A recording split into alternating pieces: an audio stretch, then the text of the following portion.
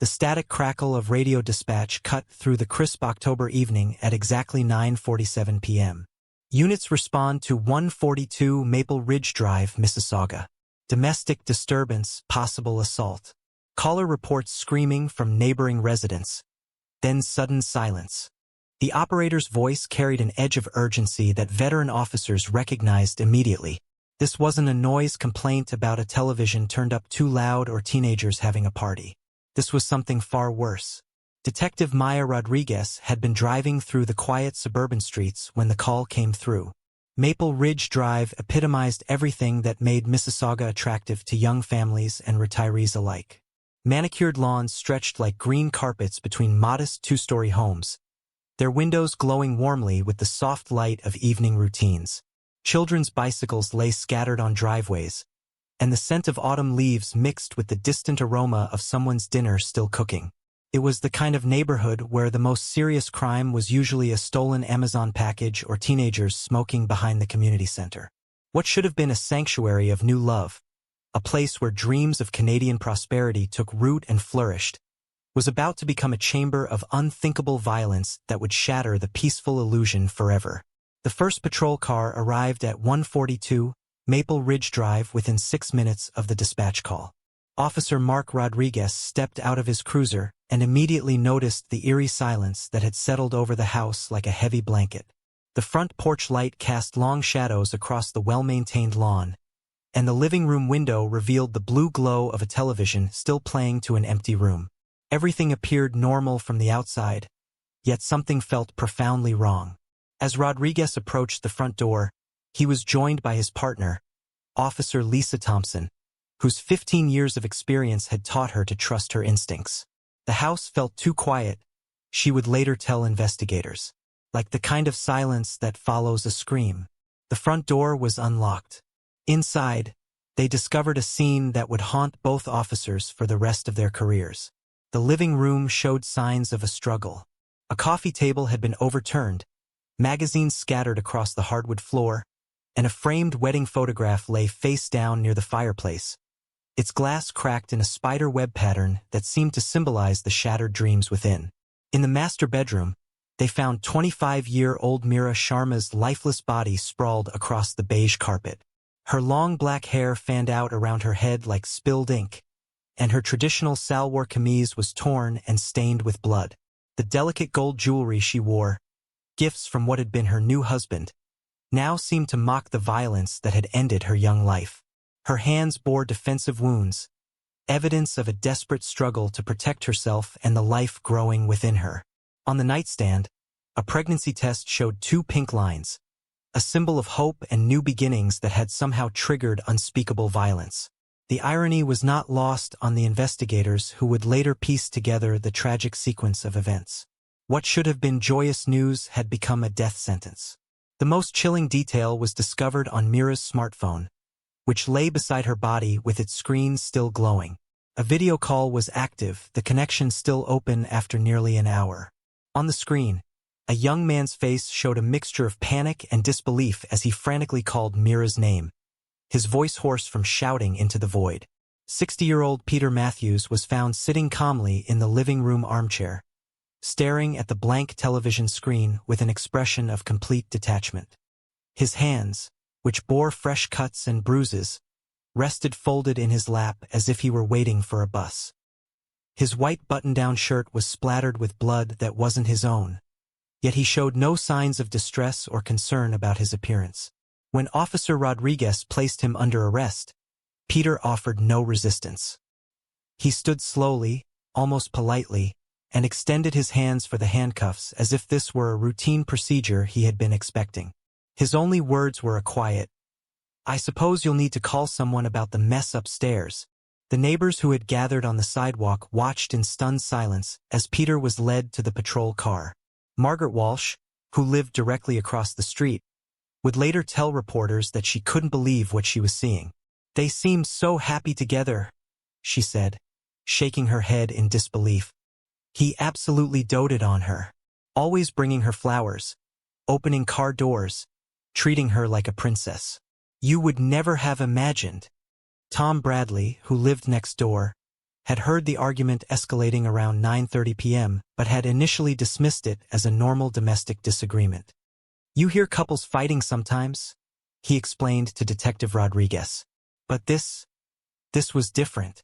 The shouting stopped so suddenly that it actually made me more worried than when it was happening." Within hours, news vans began arriving on Maple Ridge Drive, their satellite dishes reaching toward the sky like mechanical flowers seeking sunlight. The story had all the elements that modern media craved: an immigration marriage gone wrong, a significant age gap, and violence that seemed to come from nowhere. Headlines would soon scream across newspaper front pages and social media feeds: "Canadian man murders Indian bride after discovering pregnancy deception." Peter Matthews had lived what most would consider an unremarkable life until that October evening. A 60-year-old IT manager at a mid-sized firm in downtown Toronto, he had been married to his first wife, Margaret, for 32 years before cancer took her 3 years earlier. Colleagues described him as quiet but competent, someone who kept to himself and rarely participated in office social events. His 2 adult children lived in Vancouver and had minimal contact with their father, a detail that would become significant as investigators began to understand the depth of his loneliness. Meera Sharma had arrived in Canada just 8 months before her death, full of dreams and ambitions that extended far beyond the modest suburban home where her life would end. At 25, she possessed the kind of striking beauty that made people turn their heads on the street. Her expressive dark eyes held intelligence and determination, qualities that had helped her navigate the complex immigration system and secure what she believed would be her pathway to Canadian citizenship. Her family in Mumbai had sacrificed everything to give her this opportunity, selling jewelry and taking loans to fund her journey to what they believed would be a better life. Vikram Patel, the young man whose face remained frozen on the smartphone screen, had been more than just a casual boyfriend. He was Meera's secret partner of 3 years, her confidant, and the father of the child whose existence had triggered such devastating violence. Like Meera, he had come to Canada seeking permanent residency and a future that seemed impossible to achieve through traditional immigration channels. Their relationship had been built on shared dreams and mutual support as they navigated the challenges of building new lives in a foreign country. But the story of how love turned to murder, how dreams of prosperity became nightmares of violence, and how 3 lives became entangled in a web of deception and desperation had begun 6 months earlier in the fluorescent-lit office of a marriage broker in Toronto's Little India district, where lonely hearts and immigration dreams converged in arrangements that promised happiness but delivered tragedy. 3 years after Margaret's funeral, Peter Matthews sat alone in his Mississauga home every evening, staring at framed photographs of happier times. The cancer had taken her slowly, methodically destroying not just her body but Peter's faith in companionship. Their children, Jessica and Michael, had moved to Vancouver shortly after the funeral, claiming better job opportunities but really escaping the suffocating grief that clung to their childhood home like smoke. Peter's attempts at rebuilding his social life had been disasters. Online dating profiles went unanswered. Speed dating events left him feeling ancient among divorced 40-somethings who spoke a language of independence he didn't understand. His colleagues at the IT firm treated him with polite distance, the kind reserved for widowers who might burst into tears during lunch meetings. Every evening, he returned to an empty house where Margaret's reading glasses still sat on her nightstand. Her favorite coffee mug still occupied its spot in the kitchen cabinet. Peter had convinced himself that age was just a number when it came to love. He'd read articles about successful May-December relationships, about older men who found happiness with younger women who appreciated stability over passion. The loneliness had become so crushing that he was willing to consider arrangements he would have found ridiculous during his marriage to Margaret. That's when he discovered Mrs. Singh's matrimonial services in Toronto's Little India district. 8,000 miles away in Mumbai, Meera Sharma was fighting her own battle against desperation. Her father's diabetes had progressed to kidney failure, requiring dialysis 3 times a week that consumed half the family's monthly income. Their modest apartment in Borivali felt smaller every day as medical bills piled up on the kitchen table like accusations. Meera's engineering degree had secured her a decent job at a software company, but her salary barely covered basic expenses, let alone the mounting medical debt that threatened to destroy her family's future. Her immigration dreams had become a series of rejections stamped in red ink across visa applications. Student visas denied due to insufficient financial backing. Work visas rejected because Canadian employers wouldn't sponsor unknown candidates from Mumbai. Her tourist visa had expired months ago, making her an illegal resident whose every day in Toronto was borrowed time. The only constant in her chaos was Vikram Patel, her secret boyfriend of 3 years who understood the immigration struggle because he was living it too. They had met at a Bollywood dance class in Toronto, two young Indians pretending to celebrate their culture while desperately trying to escape it. Their relationship had to remain hidden from both families, who expected arranged marriages with suitable partners from similar backgrounds. Vikram worked construction jobs that paid cash, avoiding official employment that might trigger deportation proceedings. "We just need one of us to get permanent residency," Vikram had whispered during late-night video calls. "Then we can sponsor the other. It's just a matter of time." But time was running out for both of them. Meera's father needed surgery they couldn't afford. Vikram's construction work was seasonal and unreliable. They needed a solution that didn't involve waiting for immigration miracles or family acceptance of their relationship. Meera had convinced herself that marriage of convenience wasn't really lying if everyone benefits. She would get permanent residency and financial security to help her father. Peter would get companionship and someone to care for him. It wasn't love, but it wasn't cruelty either. It was survival disguised as romance. The cultural pressure from her family made the deception easier to justify. Her mother called weekly asking about marriage prospects. Her father mentioned neighbors' daughters who had found good husbands in Canada. They expected her to marry eventually, so why not marry someone who could solve all their problems at once? Mrs. Singh's matrimonial services occupied a small office above a samosa shop on Girard India Bazaar. The walls were covered with success stories, photographs of couples who had found happiness through her arrangements. Mrs. Singh specialized in matches between established Canadian men and ambitious Indian women, charging both parties substantial fees for what she called cultural compatibility consulting. Peter paid $15,000 for the service, money that represented months of his salary but seemed worthwhile for a chance at companionship. Meera paid nothing except the promise of a commission once her marriage was successful. Mrs. Singh assured both parties that her matches were based on genuine compatibility, not convenience. When Peter and Meera first met at a coffee shop in Mississauga, both were performing roles they had rehearsed.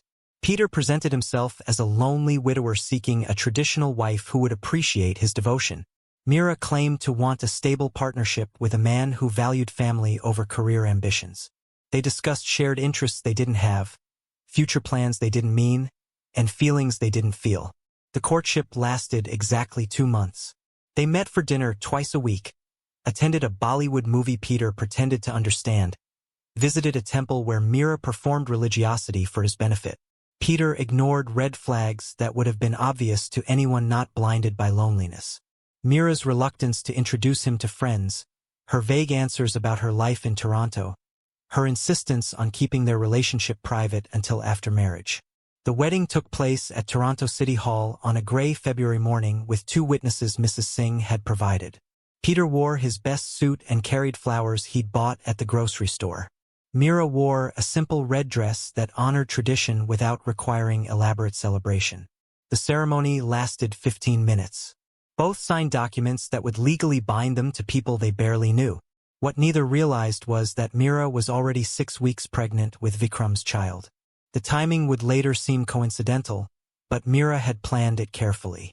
If she was going to deceive Peter about her feelings, why not deceive him about the pregnancy too? It would give her marriage more authenticity, provide cover for her real relationship with Vikram, and ensure Peter's commitment to their arrangement. Both believed they were using the other, neither realizing how deadly their deceptions would become. Peter transformed his house into what he imagined a newlywed home should look like. He repainted the master bedroom in soft pastels, replaced Margaret's antique furniture with modern pieces he thought a young woman would prefer. The kitchen got new appliances, the living room a larger television, the basement a small office space where Meera could work on her immigration paperwork. Every purchase felt like an investment in their future together, proof that his loneliness was finally ending. Meera played her role with Academy Award precision. She exclaimed over the renovations, rearranged furniture to make the space feel more ours, and filled the refrigerator with Indian spices that made the house smell like the ethnic restaurants Peter had always avoided. She asked him to teach her Canadian customs, nodding attentively as he explained hockey rules, Tim Hortons ordering etiquette, and the proper way to shovel snow from driveways. For the first time since Margaret's funeral, Peter smiled genuinely. He caught himself humming in the shower, looking forward to coming home from work, planning weekend activities with his beautiful young wife. Colleagues noticed the change immediately. He brought homemade Indian lunches to the office, showed photos of Meera to anyone who would listen, and spoke about their future with the enthusiasm of a teenager in love. But while Peter was falling deeper into his fantasy, Meera was maintaining a double life that would have impressed professional spies. She scheduled her secret phone calls with Vikram during Peter's work hours, speaking in rapid Hindi while standing near windows to watch for his unexpected return. Their conversations were a mixture of romantic longing and practical planning. Vikram was growing impatient with their arrangement, frustrated by having to share his girlfriend with another man, even temporarily. "How much longer?" he demanded during one particularly tense video call. "I can barely sleep knowing you're with him every night." "Just until the paperwork goes through," Meera whispered, glancing toward the front door. "We've waited 3 years. We can wait a few more months." When morning sickness began, Meera blamed it on adjustment stress, cultural homesickness, and the rich Canadian food that disagreed with her Indian digestive system. Peter bought her ginger tea, crackers, and vitamins, fussing over her health with the dedication of someone who had lost one wife to illness and was determined not to lose another. 6 weeks into their marriage, Meera made the announcement that would seal both their fates. She waited until after dinner, when Peter was relaxed and happy, wine making him more emotional than usual. "Peter," she said, taking his hands across the kitchen table, "I have something wonderful to tell you. We're going to have a baby." Peter's reaction exceeded even her most optimistic expectations. He stood up so quickly he knocked over his chair, swept her into his arms, spun her around the kitchen while tears streamed down his face. "A baby," he kept repeating. "We're having a baby." For a man who had never expected to be a father again at 60, the news felt like a miracle. Meera carefully manipulated the timeline, claiming the conception happened on their wedding night. She purchased pregnancy books and vitamins, scheduled doctor's appointments during lunch hours when Peter couldn't accompany her, and provided carefully edited updates about their baby's development. The deception required constant vigilance, but the alternative was deportation and financial ruin for her family. Vikram's reaction to the pregnancy announcement was explosive. "You told him the baby is his?" he shouted during a video call that Meera had to end abruptly when Peter came home early. That night, Vikram sent dozens of text messages demanding explanations, threatening to expose the truth, begging her to leave Peter immediately and marry him instead. "I'm not raising my child with another man's name on the birth certificate," he wrote. "This has gone too far." But Meera had invested too much to abandon the plan now. Her father's medical condition was worsening, requiring experimental treatments that cost more than her family's annual income. Peter had already added her to his health insurance, opened joint bank accounts, and begun discussing her permanent residency application with immigration lawyers. Freedom was within reach if she could maintain the deception just a little longer. What Meera didn't realize was that Peter's devotion was transforming into something darker. He began monitoring her activities with the obsessive attention he had once reserved for computer programming. He checked her phone's call history, asked detailed questions about her daily activities, and grew suspicious when she received text messages in Hindi that she claimed were from female friends in Mumbai. Peter installed tracking software on Meera's phone, justified by his concern for her safety as a new immigrant unfamiliar with Toronto's dangers. He monitored her social media accounts, her email, even her Google searches. When neighbors mentioned seeing her talking to a young Indian man near the bus stop, Peter's questions became interrogations disguised as casual conversation. The pattern was familiar to anyone who had known Peter during his first marriage. Margaret's friends would later tell investigators that Peter had exhibited similar controlling behaviors, discouraging her friendships, monitoring her activities, and gradually isolating her from everyone except himself. Margaret had attributed it to his love and concern, never recognizing it as the early warning signs of emotional abuse. Meera's behavior began changing under the pressure of maintaining multiple deceptions. She developed insomnia, jumping at unexpected sounds, constantly checking her phone for messages she couldn't answer in Peter's presence. Her mood swings intensified beyond normal pregnancy hormones. She became secretive about simple activities like grocery shopping, defensive about conversations that should have been innocent. Peter's detective instincts, honed by years of troubleshooting computer problems, began to override his desperate need to believe in their happiness. Medical appointments didn't match the pregnancy timeline she had given him. Phone calls ended abruptly when he entered rooms. Her pregnancy symptoms seemed inconsistent with what he remembered from Margaret's pregnancies 30 years earlier. The foundation of their marriage was cracking, and both could feel it, though neither was prepared for how violently it would eventually shatter.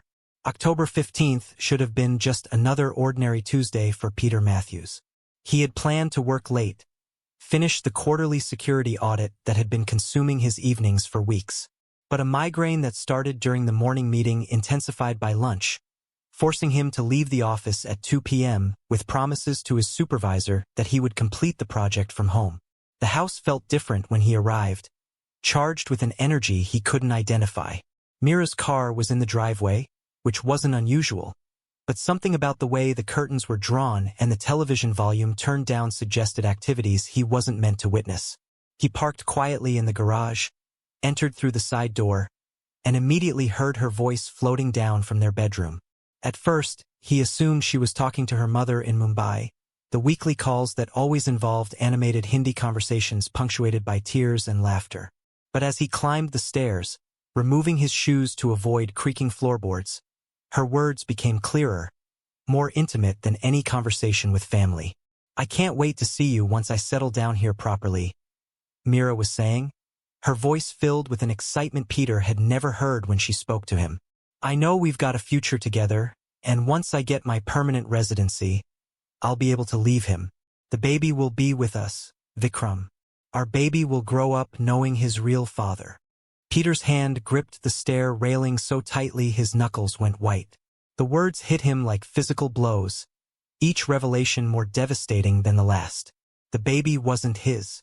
Meera was planning to leave him. Their entire marriage was a calculated deception designed to secure immigration status and financial support, while she maintained her real relationship with another man. Standing outside their bedroom door, Peter could see through the crack into the room where his wife was conducting a video call with her lover.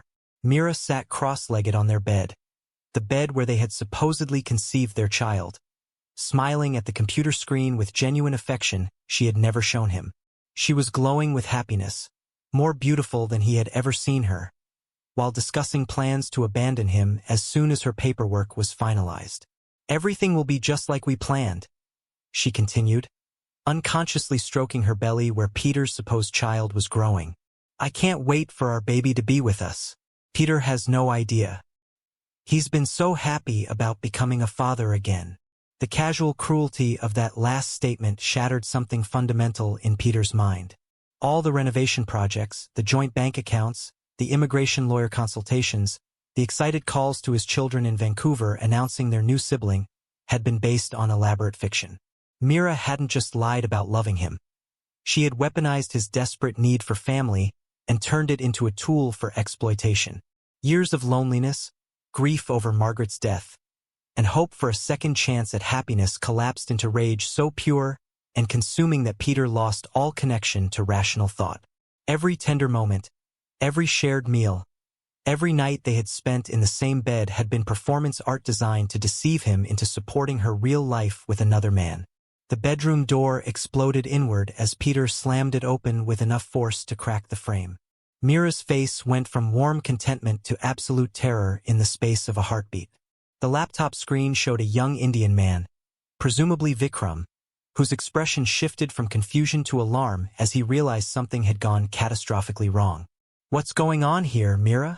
Peter demanded, his voice unnaturally calm despite the rage coursing through his veins.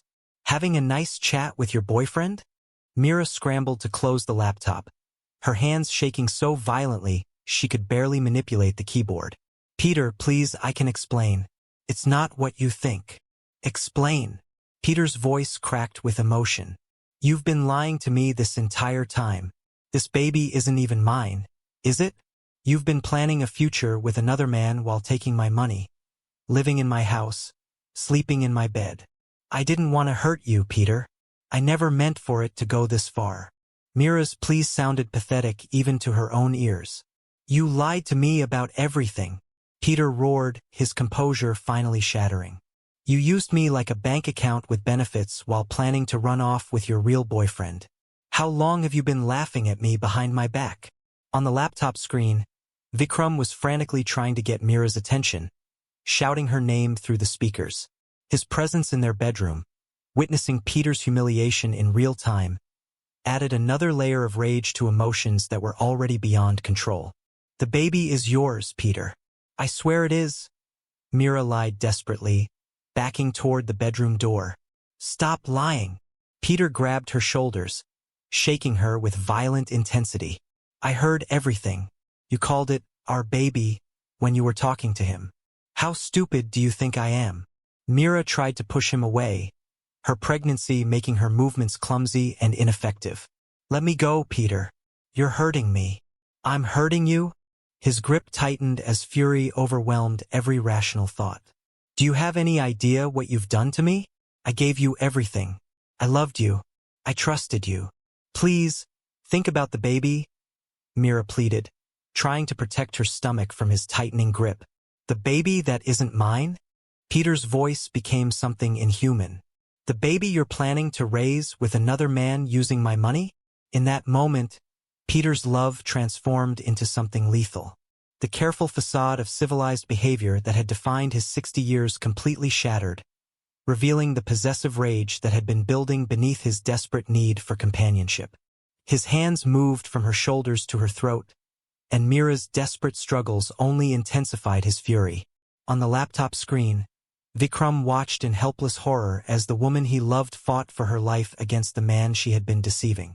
His screams for help echoed through the bedroom, but there was no one to hear them except the two people whose lives were about to be destroyed forever. Tom Bradley's emergency call reached 911 at 9:47 p.m., his voice shaking as he reported screaming from the house next door that had suddenly stopped. Something terrible has happened over there, he told the dispatcher. The woman was screaming for help, and now there's nothing, just silence. Detective Maya Rodriguez arrived to find Peter sitting calmly in his living room, still wearing his blood-stained shirt, staring at the wall as if nothing had happened. The laptop remained open on the bedroom floor, Vikram's horrified face frozen on the screen where the video call had finally disconnected. The pregnancy test on the nightstand seemed to mock the violence that had destroyed 2 lives and left a third permanently traumatized. Forensic investigators documented the brutal reality of domestic violence escalated beyond control. Meera had suffered multiple blunt force trauma, defensive wounds on her hands and arms telling the story of her desperate fight to protect herself and her unborn child. The bedroom showed signs of prolonged struggle, furniture overturned, blood spatter indicating she had fallen multiple times before the final, fatal assault. Peter offered no resistance during his arrest, no denials about what had happened. I killed her, he told Detective Rodriguez with eerie calm. She lied to me about everything, and I lost control. The baby wasn't mine. Nothing was real. Vikram Patel's testimony became the prosecution's most powerful evidence. The young man had witnessed his girlfriend's murder through a video call that remained connected for over an hour, his desperate attempts to contact emergency services complicated by his illegal immigration status and fear of deportation. His detailed account of the relationship, the pregnancy, and Meera's plans provided crucial context for understanding the motives behind the violence. Crown Prosecutor Lisa Chen charged Peter with first-degree murder, arguing that his escalating pattern of controlling behavior and surveillance demonstrated premeditation. This wasn't a crime of passion, she told the jury. This was the culmination of months of stalking, monitoring, and psychological abuse that the defendant used to maintain power over his victim. Defense attorney Michael Thompson attempted to argue temporary insanity, claiming that discovering his wife's deception had triggered an extreme emotional disturbance that temporarily robbed Peter of rational thought. My client is a 60-year-old man who had never committed a violent crime, whose grief over his first wife's death made him vulnerable to exploitation by a woman who saw him as nothing more than a pathway to citizenship. The trial exposed uncomfortable truths about immigration marriages, cultural expectations, and the vulnerability of people desperate enough to enter arrangements that prioritized legal status over genuine compatibility. Expert witnesses testified about the prevalence of marriage fraud, the exploitation of lonely widowers, and the dangerous power imbalances that can develop when financial desperation meets emotional isolation. Meera's family flew in from Mumbai for the trial, their grief compounded by learning about their daughter's secret life and the circumstances that led to her death. Her father, weakened by the medical condition that had triggered Meera's desperate immigration plans, could barely speak during his victim impact statement. "We thought we were sending our daughter to a better life," he whispered. "Instead, we sent her to her death." The verdict came after 3 days of jury deliberation. Guilty of first-degree murder. The judge sentenced Peter to life in prison with no possibility of parole for 25 years, noting the particularly heinous nature of the crime and the vulnerability of the victim. Peter's statement to the court mixed remorse with self-pity, claiming he had been the victim of an elaborate deception while acknowledging that his response had been unforgivable. The case sparked difficult conversations within Canada's immigrant communities about the dangers of marriages of convenience and the need for better support systems for vulnerable newcomers. Domestic violence organizations used the tragedy to highlight warning signs of controlling behavior and the particular risks faced by immigrant women isolated from their support networks. In Toronto's Little India, Mrs. Singh's matrimonial services quietly closed its doors, unable to continue operating under the scrutiny that followed the trial. Other marriage brokers implemented new screening procedures, though critics argued that no amount of background checking could predict when loneliness and deception would culminate in violence. Vikram Patel eventually received refugee status based on the trauma he experienced, but the psychological scars of watching his girlfriend's murder remained. He moved to Vancouver, changed his name, and began working with immigrant support organizations to prevent other vulnerable people from entering dangerous arrangements born of desperation. Peter Matthews now serves his sentence in maximum security, spending 23 hours a day in a cell not much larger than the bedroom where he destroyed everything he claimed to love. Prison psychologists note his continued inability to accept full responsibility for his actions, his persistent belief that Meera's deception somehow justified his violent response. Meera Sharma was 25 years old when her life ended in that suburban bedroom, her dreams of helping her family and building a future with Vikram crushed by a man whose love had transformed into lethal possessiveness. Her death became a cautionary tale about how desperation, deception, and unchecked rage can transform ordinary people into monsters, leaving behind devastated families and communities still struggling to understand how a marriage that promised hope for everyone involved became a perfect storm of violence and loss. The immigration papers Meera had died trying to secure were found in Peter's desk drawer, stamped with approvals that arrived 3 days after her funeral.